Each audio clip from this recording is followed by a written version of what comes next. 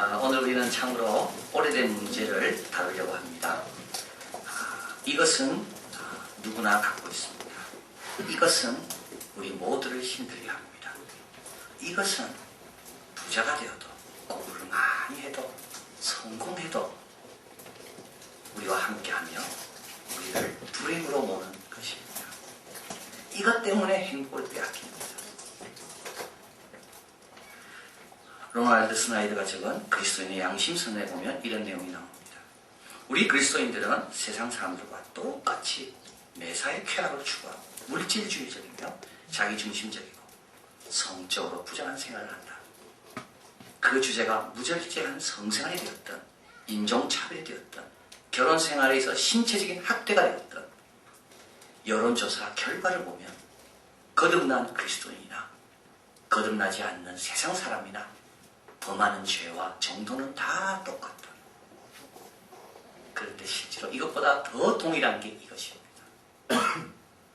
예수 믿기 전이나 예수 믿고 난 후나 이 문제는 여전히 우리를 괴롭히고 있습니다.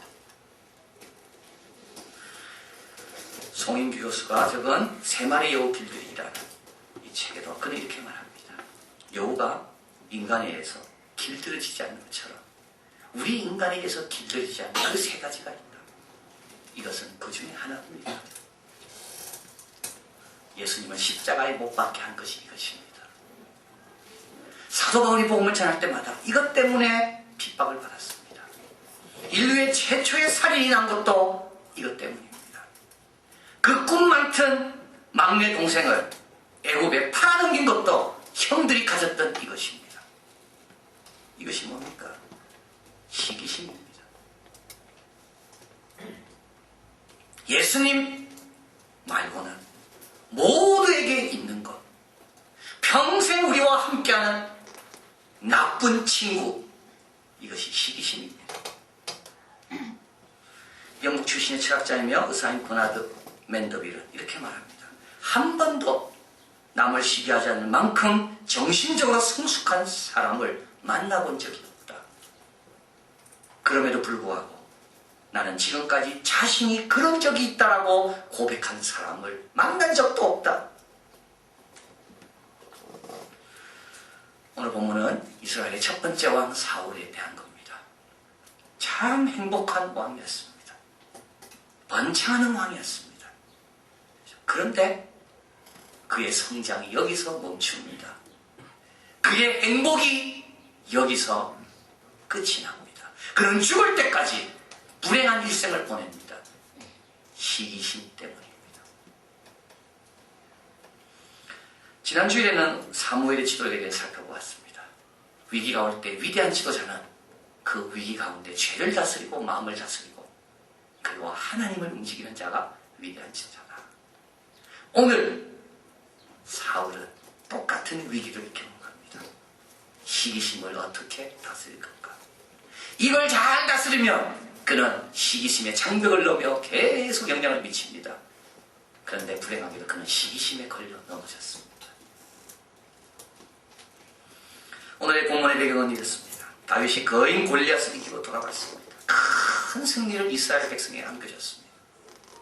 다윗과 군사들이 오는 것을 보고 여인들이 이렇게 노래합니다. 사울이 죽인 자는 천천히요, 다윗이 죽인 자는 만만이다. 이 소식을 딱 들었을 때, 이 소리를 들었을 때 사울의 마음은 첫째 자존심이 상했습니다. 왜냐하면 자기를 다윗과 비교한다는 것이 기분 나쁜 겁니다.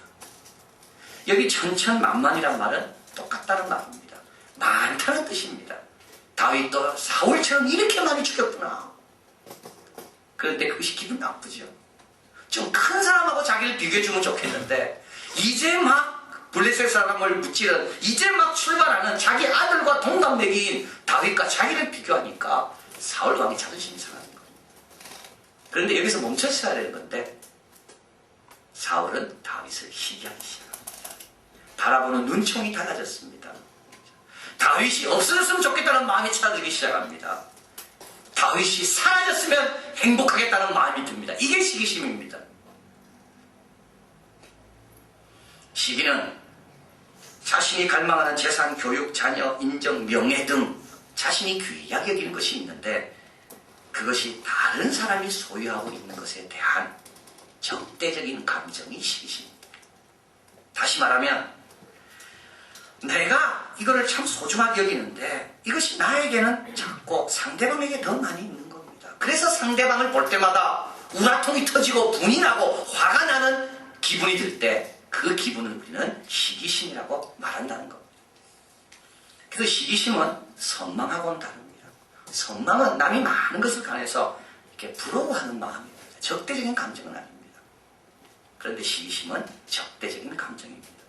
시기심은 질투와 다릅니다. 질투는 삼각관계를 말합니다. 많은 경우 질투는 정당할 수가 있습니다. 내 아내를 빼앗아가려는 사람에 대한 남편의 질투. 그는 제3자가 보기에는 너무나도 정당한 겁니다. 우리 하나님은 질투하는 하나님이란 말은 하나님께 돌아가야 될 영광과 경배를 이방신에게 드릴 때 우리 하나님은 정당하게 질투하십니다. 근데 시기심은 정당성이 빠집니다. 노력해서 잘된 건데, 복받아서 잘된 건데, 하나님께서 축복하셔서 잘된 건데, 제3자가 보기에도 그 사람은 정말 그럴 만한 자격이 있다고 생각하는데 내가 유독 적대적인 감정을 갖는 것. 그래서 시기심을 가리켜서 정당화시킬 수 없는 적대감. 이것이 시기심입니다. 그런데 오늘 본문에서 다윗을 시기한 사람은 사울밖에 없습니다. 요나단은요, 다윗을 시기하지 않습니다. 오히려 다윗이 높아지는 것이 좋습니다.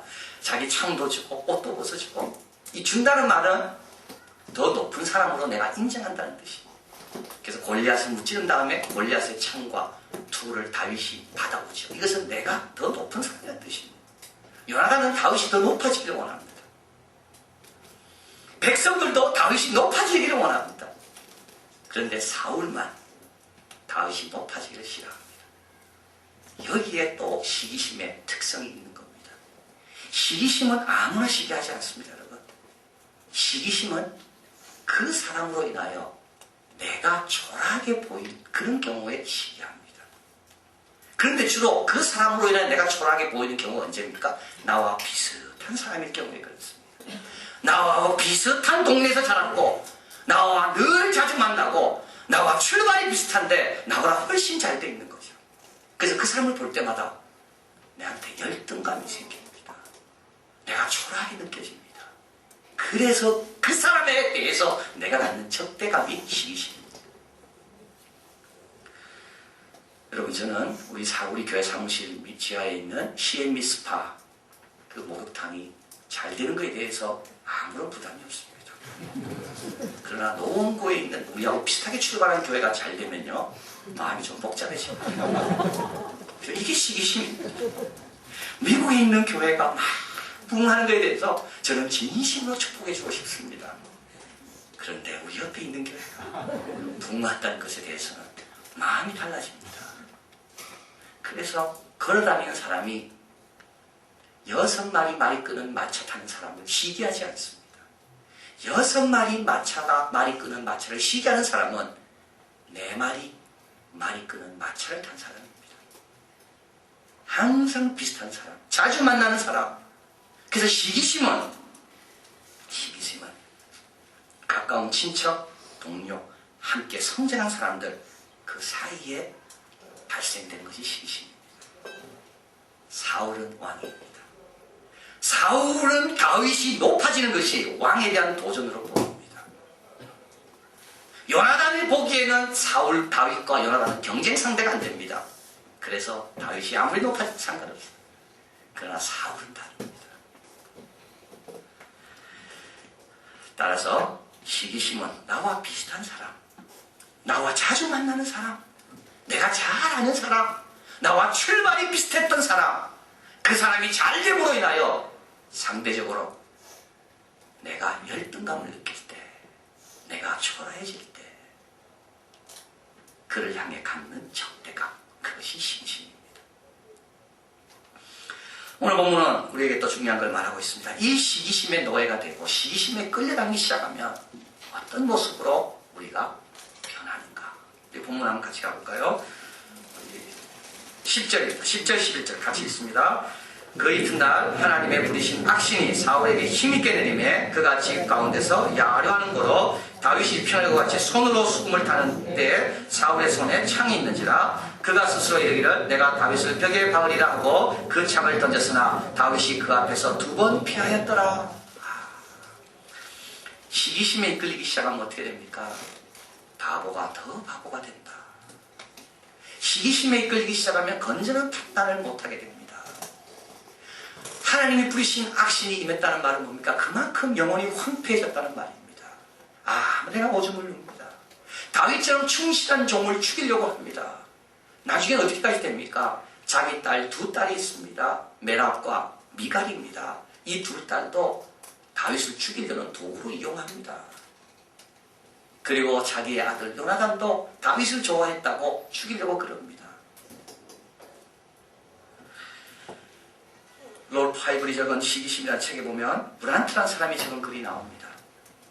적대감과 시기심이 바보들을 더 바보로 만든다. 나는 이들에 관하여 얘기하고자 한다. 시기심이 생기면 바보가 되기 십상이고 시기심은 결코 건강해질 수 없는 치명상을 입는 것과 같다. 일단 시기심이 일기 시작하면 그 특징들이 나타나는데 음모가 완성될 때까지 밤낮으로 불안해할 뿐이다. 고민거리를 잊을 수 있는 잠도 기쁨도 사랑스럽지가 않다. 시기하는 동안 입술은 허옇게 변하고 개처럼 마르고 피폐해진다. 충일된 눈으로 그는 다른 사람을 정면으로 쳐다보지 못하고 사울과 다비드를 보더라도 요셉의 형제를 보더라도 우리가 잘 알 수 있다. 배가 침몰하면 시기심은 웃는지만 그러나 자초에서 암초에 부딪힐 뿐이다. 시기심은 자신을 갖고 깨물어서 마침내 삼켜버리니 에트나 화산이 스스로를 집어삼키는 것 같이 다름없는 것이 시기심이다. 시기심을 가질 때 우리는 사탄의 마음을 갖게 되는 겁니다. 사탄은 시기하는 자입니다. 사탄은 에덴 동산에 하나님의 형상대로 지음받은 인간이 그 동산에 행복하게 사는 것을 견딜 수 없어 합니다. 그래서 사탄은 인간에게 찾아와 유혹합니다. 사탄의 마음이 시기로 가득 찬 마음이라면 우리가 시기심의 노예가 될 때 우리는 바로 이 사탄의 마음을 갖는 겁니다. 또 시기하게 되면 어떻게 됩니까? 시기하게 되면 소원 하나가 생기게 됩니다. 이 소원은 뭡니까? 내가 시기하는 그 사람이 잘못되기를 바라는 소원입니다. 양심과 도덕을 팔아넘기게 됩니다. 의와 거룩함에 대해서 완전히 잊어버리게 됩니다. 하나님의 명령에 대해서 행하고자 하는 마음이 생기지 않습니다. 그의 불행이 나의 행복이 됩니다. 그가 안 되면 안 될수록 더 기뻐하는 것이 시기심이 가진 사람의 마음의 상태입니다. 죄를 짓는 최초의 입구다. 악의 뿌리가 되고 슬픔의 원천이 되고 불복종의 기초가 되고 우리 영혼의 못을 박는 것이 시기다. 그래서 야고보서 3장 15, 16절 이렇게 말씀합니다. 이러한 지혜는 즉 독한 시기와 다툼은 위로부터 내려온 것이 아니요 세상적이요 정욕적이요 마귀적이니. 그래서 시기는 시기하는 사람에게 먼저 심한 벌을 받게 하는 것이 시기입니다. 그런데 시기가 자꾸 생겨납니다. 그죠? 참 나쁜 친구인데도 평생 나를 따라다닙니다. 교회 안에서도 시기가 있고 형제 간에도 시기가 있고 직장 안에도 시기가 있고 어떻게 시기를 극복하며 이해갈 수 있을까요? 롤프 하이브리 적은 그 시기심에 대해서 그는 한 가지를 제안합니다. 부분을 보지 말고 전체를 보라. 시기심에 빠지는 사람의 특징이 하나 있는데 비교하는 겁니다. 근데 비교하는 것은 자기 정체성을 세우기 위해서 필요한 과정입니다. 그런데 시기심에 빠지는 사람의 특징은 대부분 비교를 지극히 작은 일부분만 갖고 비교한다는 겁니다. 삶의 전체를 봐야 되는데 지극히 작은 일부분. 그래서 부분만 보지 말고 그동안 내가 받은 것이 뭐고, 내가 앞으로 누릴 것이 뭐고, 내가 앞으로 어떤 하나님의 복과 축복 가운데 놓여질 것인지, 우리의 자녀가 지금까지 받은 복이 무엇인지 전체를 볼 때 우리는 시기심을 극복할 수가 있습니다. 두 번째로 시기심을 극복할 수 있기 위해서는 자기를 개발하고 끊임없이 가꾸어야 됩니다. 시기심에 잘 빠지는 사람은 보통 두 가지 종류에 해당됩니다. 하나는 열등감이 많은 사람은 시기심에 잘 빠집니다. 자존감이 약한 사람이죠. 또 한 사람은 욕구 불만, 자기 충족이 없는 사람은 시기심에 잘 빠집니다. 자기가 만족하고요, 자기 일에 성취감을 느끼고 자기 일에 자부심이 있는 사람은 시기심에 잘 넘어가지 않습니다. 그래서 리더가 해야 될 일이 두 가지가 있습니다. 하나는 자기가 만나는 사람들에게 자꾸 가치를 부여해줘야 됩니다. 당신은 존귀한 자고 귀한 자고. 그래서 리더를 만나고 돌아서 나갈 때 그 사람이 야 정말 고맙다. 내가 원래 이런 자였지. 남에게 가치를 부여해줘야 돼. 또 하나는 자기를 가치 있게 만들어야 됩니다. 계속 자기를 가꾸고 계속 자기를 연마하고 계속 새로운 모습으로 나타날 수 있도록 노력해야 됩니다. 그래서 따라온 사람 볼 때마다 야 우리 리더가 저렇게 노력하는구나. 근데 그렇게 자기 만족과 성취감 있는 사람에게는 시기심이 조그맣게 보인다는 겁니다. 그 시기심을 이기기 위해서는 전체를 봐야 되고 끊임없이 자기가 노력해야 되고, 그리고 또 한 가지 헛된 영광에 매달리지 말아야 됩니다. 여러분 오늘 본문에 사울이 왜 시기심이 발동되기 시작했습니까? 백성들의 소리입니다. 다윗이 죽인 자는 만만이요 사울이 죽인 자는 천천이다. 그런데 이 백성들의 소리는요 바람에 나는 겨와 같아서 늘 바뀝니다. 처음에는 사울 자신을 향해서 백성들이 그렇게 소리 질렀습니다. 사무엘을 내쳤지요.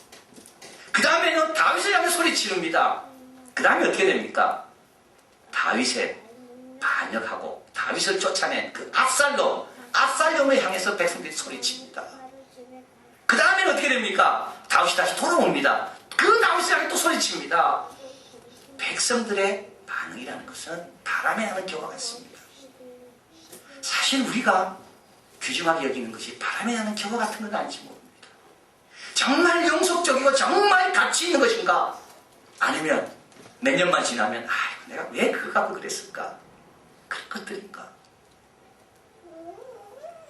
갈라디아서 5장 26절 헛된 영광을 구하여 서로 격동하며 서로 투기하지 말지니라.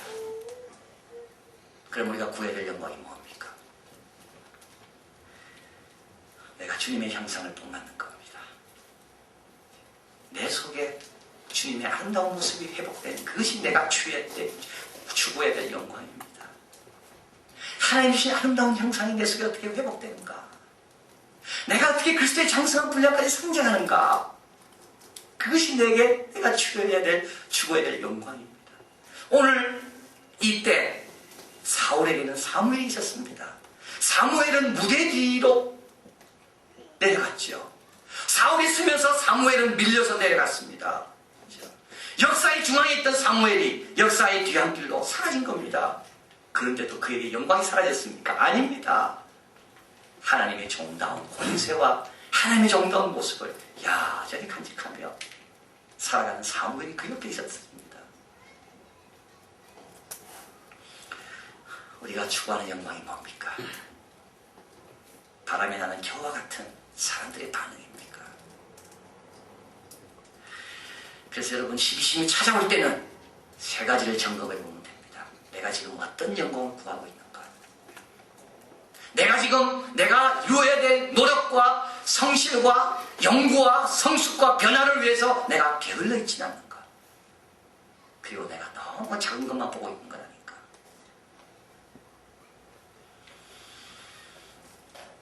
이 시기심을 하나의 사인으로 보고 하나님께 더 열심히 나가고 더 성실히 살고 더 전체를 보기 시작한다면 시기심이 우리에게 온다 할지라도 그것을 넘어서 승리하고 전진하는 우리 모두가 될 줄 믿습니다.